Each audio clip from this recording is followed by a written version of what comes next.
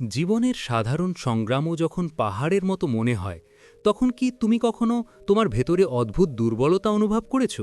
যখন মানুষ তোমাকে বোঝে না, যখন তোমার কঠোর পরিশ্রমের প্রশংসা করা হয় না, যখন তুমি একাকী বোধ করো, তখন আমরা ভাবি যে হয়তো আমরা মানসিকভাবে দুর্বল হয়ে পড়েছি। আর ঠিক সেই মুহূর্ত থেকেই আত্মা নীরব কণ্ঠে চিৎকার করতে শুরু করে। ভেতর থেকে শক্তিশালী হওয়ার কোনো উপায় আছে কি? এই প্রশ্নের উত্তর আমরা পরমহংস যোগানন্দের গভীর শিক্ষায় খুঁজে পাই। তিনি বলেন, মানসিক শক্তি বাইরে থেকে আসা অনুগ্রহ নয়, এটি তীব্র অভ্যন্তরীণ তপস্যার মাধ্যমে জাগ্রত হয়।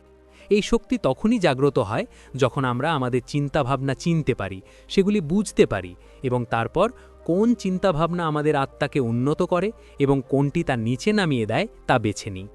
কিন্তু মানসিকভাবে শক্তিশালী হওয়ার অর্থ এই নয় যে আমরা কখনো ভেঙে পড়ি না বা কখনো কাঁদি না।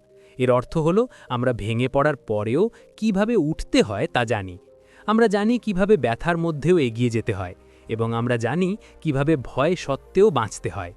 যোগানন্দ বলেন যে একজন ব্যক্তির সবচেয়ে বড় পরীক্ষা হলো যখন কেউ তাকে বোঝে না, তবুও সে তার বিশ্বাসে অটল থাকে। এই পর্যায়েই মানসিক শক্তির প্রকৃত যাত্রা শুরু হয়। যখন আমরা অভ্যন্তরীণ যুদ্ধগুলিকে জয় করতে শুরু করি, তখনই আমরা বাহ্যিক দ্বন্দ্বের মুখোমুখি হতে পারি। মানসিকভাবে শক্তিশালী হওয়া মানে আত্মার সেই অংশকে জাগ্রত করা যা প্রতিটি আঘাতের মুখেও শান্ত থাকে। এবং এই অংশটি তখনই জাগ্রত হয় যখন একজন ব্যক্তি ঈশ্বরের সাথে গভীরভাবে সংযোগ স্থাপন করে। পরমহংস যোগানন্দের সম্পূর্ণ জীবন এই একটি নীতির ওপর ভিত্তি করে তৈরি হয়েছিল। ঈশ্বরের সাথে সংযোগ স্থাপনের সাথে সাথে আপনি মানসিকভাবে অজেয় হয়ে ওঠেন। যখন আপনি ধ্যানে বসেন এবং আপনার মন বিশ্বের অস্থিরতা থেকে দূরে সরে যায় এবং ভিতরের শান্তি স্পর্শ করতে শুরু করে, তখন আপনি বুঝতে শুরু করেন যে মানসিক শক্তি কোনো বাহ্যিক অর্জন থেকে আসে না, এটি আত্মার স্থিতিশীলতা থেকে আসে। যে ব্যক্তি নিজেকে জেনেছে, যে তার ভয়, তার দুর্বলতা এবং তার আকাঙ্ক্ষার সাক্ষী হয়ে উঠেছে, সে সত্যিকার অর্থে মানসিকভাবে শক্তিশালী। সে বাহ্যিক সমালোচনায় বিচলিত হয় না বা প্রশংসায় বিচলিত হয় না। সে জানে যে তার মূল্য তার কর্মে নয়, বরং তার চেতনায় নিহিত। এবং এই চেতনা ধীরে ধীরে সেই পরমেশ্বরের সাথে সংযোগ স্থাপন করতে শুরু করে, যার থেকে সমস্ত শক্তি নির্গত হয়। যোগানন্দ বলেন যে আপনি যদি ঈশ্বরের উপস্থিতিতে আপনার মনকে স্থির করতে পারেন, তবে বিশ্বের কোনো শক্তি আপনাকে নাড়া দিতে পারবে না। যখন আমরা ভিতরের নীরবতায় নেমে আসি, তখন আমরা বুঝতে শুরু করি যে আমাদের চিন্তাভাবনা আমাদের শক্তি। যদি তারা মায়ায় পূর্ণ হয়, তবে আমরা দুর্বল, কিন্তু যদি তারা প্রেম, ভক্তি এবং সাহসে পূর্ণ হয়, তবে আমরা অজেয়। আজকের যুগে যেখানে সবাই তাদের নিজস্ব ভয়, মায়া এবং আকাঙ্ক্ষায় জড়িয়ে আছে, মানসিক শক্তি একটি বিরল রত্ন হয়ে উঠেছে। কিন্তু যোগানন্দ বলেন যে এই শক্তি ইতিমধ্যেই আপনার মধ্যে রয়েছে। আপনি কেবল সন্দেহ, অভিযোগ এবং দোষের আবরণ দিয়ে এটিকে ঢেকে রেখেছেন। যখন আমরা এই আবরণগুলি সরিয়ে ফেলি, তখন আমরা আমাদের মধ্যে এমন একটি আলো দেখতে পাই যা কোনো পরিস্থিতিতেই নিভে যাবে না। এই আলো আত্মার অটল শক্তি। এই শক্তি জাগ্রত হয়ে গেলে পৃথিবীর প্রতিটি প্রতিকূলতার মুখোমুখি কেউ শান্তভাবে দাঁড়াতে পারে। এই একই শক্তি যার সাহায্যে সাধুরা হাসি মুখে কষ্ট সহ্য করেছিলেন। এই একই শক্তি যার সাহায্যে মহাপুরুষরা বিশ্বকে রূপান্তরিত করেছিলেন। এই একই শক্তি যার সাহায্যে যোগানন্দের মতো একজন মহান যোগী আমেরিকার আত্মার কাছে তার চেতনা ছড়িয়ে দিয়েছিলেন। যখন আমরা স্বীকার করি যে আমাদের মানসিক শক্তি আমাদের বাহ্যিক সম্পদের ওপর নয়, বরং আমাদের অভ্যন্তরীণ বিশ্বাসের ওপর ভিত্তি করে তৈরি, তখন আমরা মুক্ত হই, এমনকি সেই চিন্তাভাবনা থেকেও যা আমাদের প্রতিদিন ভেঙে দেয়। তারপর আমরা নিজেদের ক্ষমা করতে, অন্যদের বুঝতে এবং সবচেয়ে গুরুত্বপূর্ণ হল ঈশ্বরের বিচারে বিশ্বাস করতে শিখি। আরেকটি গুরুত্বপূর্ণ দিক হল আত্মগ্রহণযোগ্যতা। যোগানন্দ বলেন যে নিজেকে গ্রহণ না করলে তুমি কখনোই মানসিকভাবে শক্তিশালী হতে পারবে না। আত্মগ্রহণযোগ্যতা হল আত্মার নিজস্ব বাস্তবতার দিকে প্রথম পদক্ষেপ। যখন আমরা নিজেদের দোষারোপ করি, তখন আমরা মানসিকভাবে বিচলিত থাকি। যখন আমরা থামি, তখন আমরা আমাদের ভেতরের শিশুকে আলিঙ্গন করতে শুরু করি, এবং এই আলিঙ্গন হল প্রথম নিরাময় যা মানসিক শক্তির বীজ অঙ্কুরিত করে। এরপর আসে ধ্যান, নিরামতা এবং আত্মদর্শনের অনুশীলন। আমরা প্রতিদিন কিছু সময় অন্তরে যাওয়ার জন্য ব্যয় করার সাথে সাথে আমাদের চেতনার প্রকৃতি ধীরে ধীরে পরিবর্তিত হতে শুরু করে। আমরা আর প্রতিক্রিয়া দেখাই না, বরং সাক্ষী মনোভাব নিয়ে পর্যবেক্ষণ করি। আমরা বুঝতে শুরু করি যে প্রতিটি সমস্যা কেবল একটি সতর্কতা, তোমার চেতনা কিছু ভুলে যাচ্ছে। আর যখন চেতনা জাগ্রত হয়, তখন সমস্যার প্রকৃতিও পরিবর্তিত হতে শুরু করে। এটা হলো মানসিক শক্তি, ভেতরের অস্থিরতার মধ্যেও ঈশ্বরের উপস্থিতি অনুভব করা। কিন্তু এইসব কি একদিনে সম্ভব? না, এটা হলো সাধনা, অনুশীলন, তপস্যা। এটা সেই দিনগুলিতে বিকশিত হয় যখন কেউ তোমার সাথে থাকে না, তবুও তুমি তোমার আত্মার সাথে সংযুক্ত থাকো। এটা হলো তখন বিকশিত হয় যখন সব কিছু হারিয়ে যাওয়া মনে হয়, তবুও তুমি আশা ত্যাগ করো না। এটা হলো তখন বিকশিত হয় যখন তুমি বারবার পড়ে যাও, কিন্তু প্রতিবারই উঠে দাঁড়াও, এবং তাও ভালোবাসার সাথে। মানসিক শক্তি তখনই বিকশিত হয় যখন তুমি তোমার গভীরতম নিরাপত্তাহীনতায়ও হাসতে পারো এবং বলতে পারো, আমি জানি আমার দুর্বলতা কোথায়, কিন্তু আমি তা ভালোবাসা দিয়ে প্রতিস্থাপন করব। এই ভালোবাসা, এই করুণা, এই আত্মগ্রহণযোগ্যতা হলো মানসিক শক্তির আসল ভিত্তি। এবং পরিশেষে পরমহংস যোগানন্দের একটি উক্তি, ঈশ্বরের শক্তি তোমার ভেতরে তখনই প্রবাহিত হতে পারে যখন তুমি তোমার মনকে তার জন্য একটি খালি পাত্রে পরিণত করবে। এই উক্তিটি যতটা সহজ ততটাই গভীর। যদি তুমি তোমার মনকে প্রত্যাশা, বিরক্তি এবং মায়া দিয়ে পূর্ণ করো, তাহলে ঈশ্বরের জন্য কোনো স্থান থাকবে না। কিন্তু যদি তুমি নিজেকে খালি করতে পারো, নিজের কাছে আত্মসমর্পণ করতে পারো এবং নিজেকে গ্রহণ করতে পারো, তাহলে সেই মনই তোমার সর্বশ্রেষ্ঠ শক্তি হয়ে উঠবে। তাহলে তুমি কেবল মানসিকভাবে শক্তিশালীই হবে না, বরং ঐশ্বরিকও হয়ে উঠবে। এবং এটাই আসল উদ্দেশ্য, নিজের ভেতরে এমন একটি প্রদীপ জ্বালানো যা কেবল তোমাকেই নয়, অন্যদেরও আলোকিত করবে। ঐশ্বরিক চেতনা আজই এই আমন্ত্রণ প্রসারিত করে। ভেতরে তাকাও, নিজেকে জানো, এবং শতাব্দী ধরে তোমার ভেতরে সুপ্ত থাকা শক্তিকে চিনতে পারো। জাগ্রত হও, কারণ তোমার মন তোমার শত্রু নয়, এটি ঈশ্বরের কাছে যাওয়ার একটি দরজা। সেই দরজাটি খোলো এবং দেখো তুমি আসলে কতটা শক্তিশালী। মানসিকভাবে শক্তিশালী হওয়ার দ্বিতীয় পর্যায় শুরু হয় যখন একজন ব্যক্তি কেবল জ্ঞান থেকে নয়, অভিজ্ঞতা থেকেও শিখতে শুরু করে। যখন ভেতরের ব্যথা কেবল সহ্য করা হয় না, বোঝা যায়। যখন চোখের জল কেবল ঝরানো হয় না, বরং আত্মার ভাষা হিসাবে বিবেচিত হয়। পরমহংস যোগানন্দ বলেন যে যদি আপনি প্রতিটি দুঃখ কষ্টকে কেবল দুর্ভাগ্য বলে মনে করেন, তাহলে আপনি কখনোই এর পিছনে লুকানো পরিকল্পনা দেখতে পাবেন না। জীবনের প্রতিটি ঘটনাকে আত্মার বিকাশের একটি পর্যায় হিসেবে বিবেচনা করলে মানসিক শক্তির জন্ম হয়, তা সে ব্যর্থতা হোক বা অবহেলা, অপমান হোক বা একাকিত্ব। কারণ একজন মানসিকভাবে শক্তিশালী ব্যক্তি জানেন যে বাহ্যিক পরিস্থিতি কেবল তাদের চেতনার পরীক্ষা, এবং পরীক্ষার উদ্দেশ্য ভাঙা নয়, বরং রূপান্তরিত করা। যখন একজন ব্যক্তি এই সমস্ত পরিস্থিতিকে ঈশ্বরের লক্ষণ হিসেবে গ্রহণ করেন, তখন তাদের মন অভিযোগ করা বন্ধ করে দেয় এবং নম্রতার সাথে শিখতে শুরু করে, এবং এই শিক্ষাই মানসিক শক্তির মূল। এটি এমন একটি অবস্থা যেখানে একজন ব্যক্তি একজন সত্যিকারের সন্ধানী হয়ে ওঠে।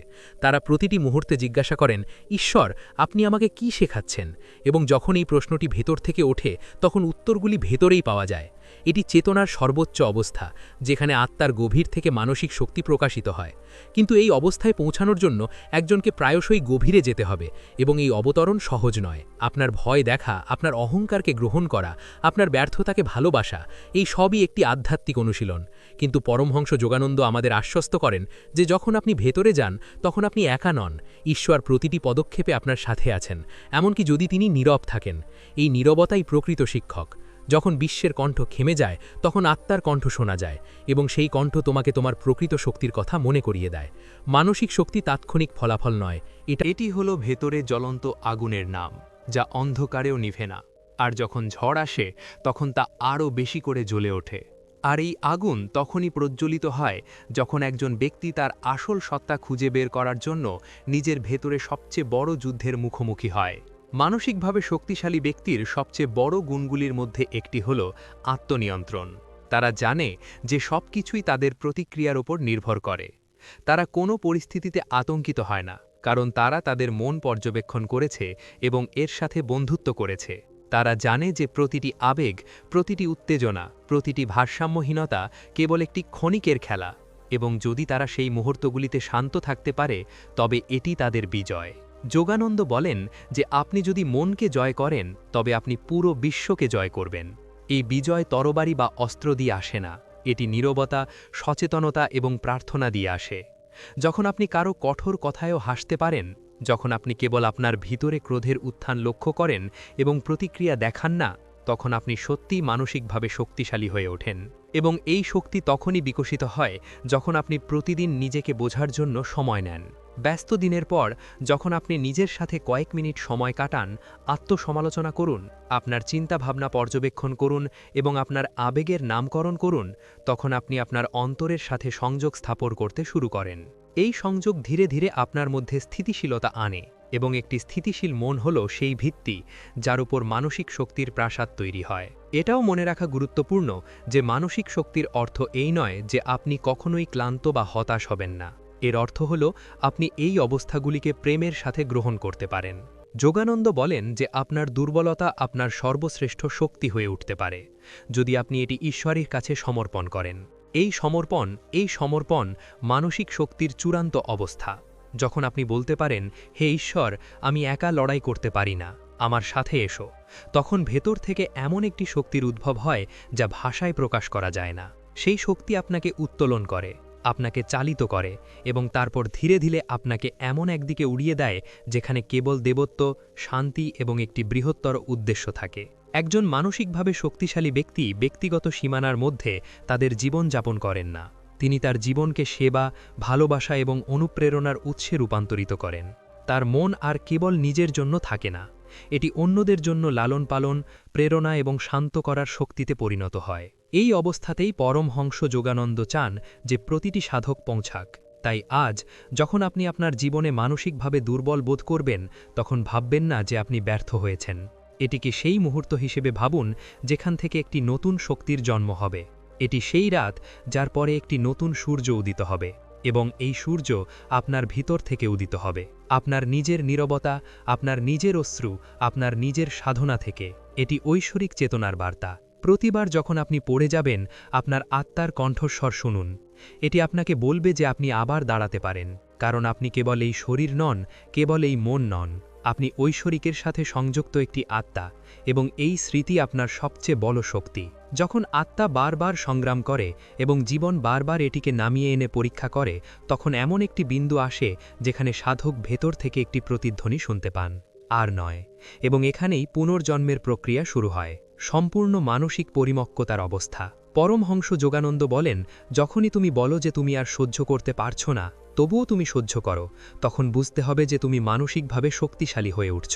মানসিক শক্তির এই প্রক্রিয়াটি কঠিন কিন্তু ঐশ্বরিক। এটি এমন একটি অবস্থা যেখানে একজন ব্যক্তি প্রতিটি ঝড়ের পরেও জ্বলন্ত শিখার মতো অনুভব করে, কেবল নিজেকেই নয় বরং অন্ধকারে ঘুরে বেড়ানো অন্যদের জন্যেও আশার আলো হয়ে ওঠে। মানসিক শক্তির শিখরে পৌঁছানো হয় যখন একজন ব্যক্তি হাল ছেড়ে দেওয়ার পরেও চেষ্টা করা বন্ধ করে না, এমনকি যখন ভেঙে পড়ার পরেও তারা অন্য কারোর জন্য সমর্থন হয়ে ওঠে। যোগানন্দ এই অবস্থাতেই পৌঁছাতে চান প্রতিটি আত্মা, কারণ এটাই চেতনার পরিমক্কতা। যখন তুমি ভেতর থেকে এত স্থিতিশীল হয়ে উঠবে যে বাইরের কোনো কিছুই তোমাকে প্রভাবিত করতে পারবে না। তুমি কেবল মানসিকভাবেই নয়, আধ্যাত্মিকভাবেও জাগ্রত হও। তারপর তুমি বুঝতে পারো যে প্রতিটি পরিস্থিতি, প্রতিটি ব্যথা, প্রতিটি অবহেলিত মুহূর্ত, প্রতিটি অপমান সবই তোমাকে ঈশ্বরের আলিঙ্গনে নিয়ে যাবার উপায় ছিল। এবং এই উপলব্ধি হল মানসিক শক্তির চূড়ান্ত অবস্থা। কিন্তু এই শিখরে পৌঁছনোর জন্য একজন সাধককে কিছু নির্দিষ্ট নিয়ম মেনে চলতে হবে। যোগানন্দের শিক্ষায় এই নিয়মগুলি বারবার পুনরাবৃত্তি করা হয়েছে। প্রথমত, ধ্যান, কারণ ধ্যান ছাড়া মন কখনো স্থির থাকবে না, এবং স্থির মন ছাড়া কোনো চিন্তা স্থায়ী হতে পারে না। ধ্যান হল সেই ওষুধ যা ভেতরের ক্ষত নিরাময় করে এবং ভেতরের অন্ধকার থেকে মনকে মুক্ত করে। দ্বিতীয়ত, নিয়মিত আত্মদর্শন, কারণ যদি না তুমি জানো তোমার দুর্বলতাগুলো কোথায়, তাহলে তুমি সেগুলো পরিবর্তন করতে পারবে না। প্রতিদিন কিছু সময় বের করে তোমার চিন্তাভাবনাগুলো কাগজে লিখে রাখো এবং দেখো আজ আমাকে কি রেগেছে, তুমি কিসের ভয় পাও। এই অভ্যাসটি আত্মার আয়না পরিষ্কার করে। তৃতীয়ত, প্রার্থনা, কিন্তু কেবল একটি আবেদন নয়, বরং আত্মসমর্পণের প্রার্থনা। হে প্রভু, আমাকে তোমার করে নাও, আমি আর জানি না কোনটা সঠিক। যখন এই বাক্যটি ভেতর থেকে আসে, তখন মানসিক শক্তি ভালোবাসায় রূপান্তরিত হয়। এবং চতুর্থত, আত্মক্ষমা। যতক্ষণ আমরা আমাদের অতীতের জন্য নিজেদের দোষারোপ করি, ততক্ষণ আমরা বর্তমানের সাথে স্থিতিশীল থাকতে পারব না। মানসিক শক্তি তখন আসে যখন আমরা বলতে পারি, আমি ভুল করেছি, কিন্তু আমি তাদের ঊর্ধ্বে উঠেছি, এবং এখন আমি সেই ব্যক্তি হয়ে উঠব যা আমার আত্মা আমাকে বলে। একজন মানসিকভাবে শক্তিশালী ব্যক্তি লোক দেখানো লোক হয়ে ওঠেন না। যখন কেউ দেখছে না, তখন তারা এত নীরব হয়ে যায়। ভেতরে যা ঘটে তা হলো তাদের আসল আধ্যাত্মিক অনুশীলন। যখন তারা ভুল বোঝাবুঝি সহ্য করে, তবুও বিনিময়ে ভালোবাসা দেয়। যখন তারা সমালোচনা সহ্য করে, তবুও চুপ থাকে। যখন তারা প্রত্যাখ্যাত হয়, তবুও আশীর্বাদ করে। তারা মানসিকভাবে এত শক্তিশালী হয়ে ওঠে যে তারা নিজেরাই একটি উৎস হয়ে ওঠে, একটি জীবন্ত আলো যা সবাইকে পথ দেখায়। যোগানন্দ তার জীবনের মাধ্যমে প্রমাণ করেছেন যে মানসিক শক্তি কেবল চিন্তার বিষয় নয়, এটি চরিত্রের আলো। তিনি এমন সব কিছু সহ্য করেছেন যা একজন সাধককে ভেঙে ফেলতে পারে, কিন্তু তিনি কখনো কোনো পরিস্থিতিতেই তার আত্মাকে ভেঙে পড়তে দেননি। এবং এটি আমাদের সকলের জন্য একটি নির্দেশিকা। জীবন যতই কঠিন হোক না কেন, আমাদের হৃদয় যতবারই ভেঙে যাক না কেন, ঈশ্বরের সাথে আমাদের মনকে সংযুক্ত রাখাই আমাদের মানসিকভাবে অজেয় করে তোলে। এখন প্রশ্নটি মানসিকভাবে শক্তিশালী হওয়ার নয়, এটি হলো আমরা কি ভিতরের অন্ধকার দেখতে, আমাদের প্রকৃত শক্তির কথা মনে করিয়ে দেওয়া এমন নীরবতা শুনতে প্রস্তুত? যদি উত্তর হ্যাঁ হয়, তাহলে আজই শুরু করুন।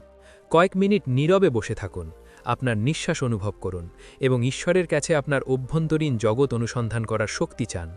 এবং যখন এই প্রার্থনা একজন সত্যিকারের হৃদয় থেকে আসে, তখন ঈশ্বর নিজেই আমাদের চেতনায়, আমাদের চিন্তাভাবনায় এবং আমাদের শক্তিতে অবতরণ করেন। এটি ঐশ্বরিক চেতনার বার্তা। মানসিক শক্তি কেবল কারোর জন্য নয়, এটি সকলের মধ্যেই বিদ্যমান, কিন্তু যারা হৃদয় থেকে ঈশ্বরের কাছে নিজেকে সমর্পণ করতে ইচ্ছুক, কেবল তারাই জাগ্রত হতে পারে। এবং যখন এই সমর্পণ ঘটে, তখন একজন সাধারণ মানুষও অসাধারণ হয়ে ওঠে।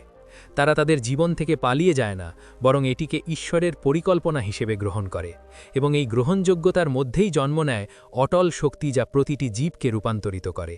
সে হাসি মুখে ঝড় সহ্য করে, তারপর বলে, আমি মানসিকভাবে দুর্বল নই, আমি একটি আত্মা, এবং একটি আত্মা কখনো হারে না।